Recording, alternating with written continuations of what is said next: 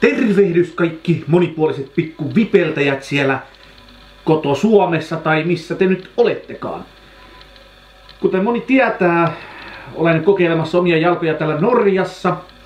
Ja nyt tuli ensimmäinen kysymys, että mitä sitä saakaan asuntomarkkinoilla Norjasta 470 eurolla? Vaasasta esimerkiksi jostakin vähän kaupungista ulkopuolelle menneelle niin voi saada yksiötä tai jopa kaksiota sillä hinnalla. Mutta mitä saa Norjasta? Aloitetaan asuntoesittely tällä keittiöllä, mitä mulla on käytössä. Viimeisimmän muodin mukaan on keittiövälineistö ajanmukainen, mutta uunikin olisi ollut aivan kiva. Ja seuraavaksi mennään tänne mun 302 huoneeseen.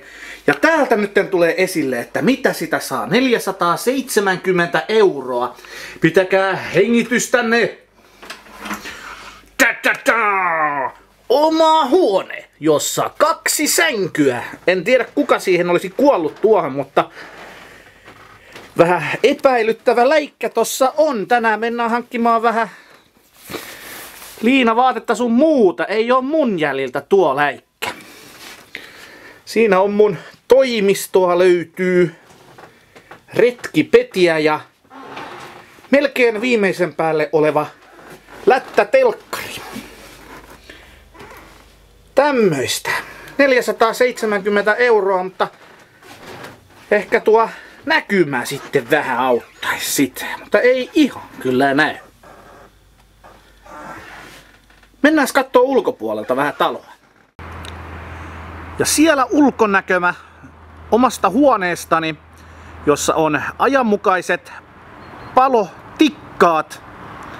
Ei ne norjalaiset tyhmiä oo, jos halvalla pääsee, niin halvalla pääsee. Siinä on Rantakatu 6. Muuinradan keskustassa. Remontti ei ole nähnyt ainakaan 50 vuoteen. Mennään sisälle katsomaan tästä näin.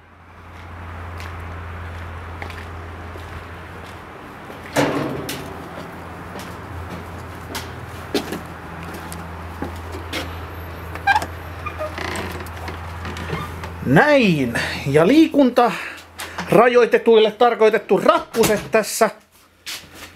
Kuten huomaatte, hyvin lievä nousu tästä näin lähtee. Taitaa olla miehiä talossa, kun noin paskalta haisee tällä, mutta ei se mitään. Mennään tästä näin tämmöset mukavat pikku rappuset ylöspäin. Siinä on telkkari, jos joku haluaa, en tiedä toimiiko. No niin, kakkoskerroksessa ei paha. Ja täällä on minun ihana vessani, jossa on ainakin 40 astetta. Siellä mä pesen mun kakkasia kalsareita siellä justiinsa. Näin, ja suihkuunkin melkein mahtuu. Ja kääntymään vaan ei mahdu. Semmonen. Otetaan tuolta vielä semmonen hei hei kuva. No niin, jatka matkukoon. Matkukoon, no niin. Ei se mitään.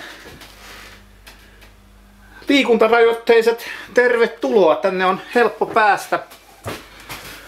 Noin. Kun päätä vähän varoo, niin pääsee ylöspäin. Takaisin keittiössä. No niin, siinä oli tämän päivän esittely. Ja seuraavasta videosta en tiedä sitten, koska seuraavan kerran tulee sitten ulos, mutta toivottavasti kalastukseen liittyen, mutta ensimmäinen päivitys täältä Norjasta.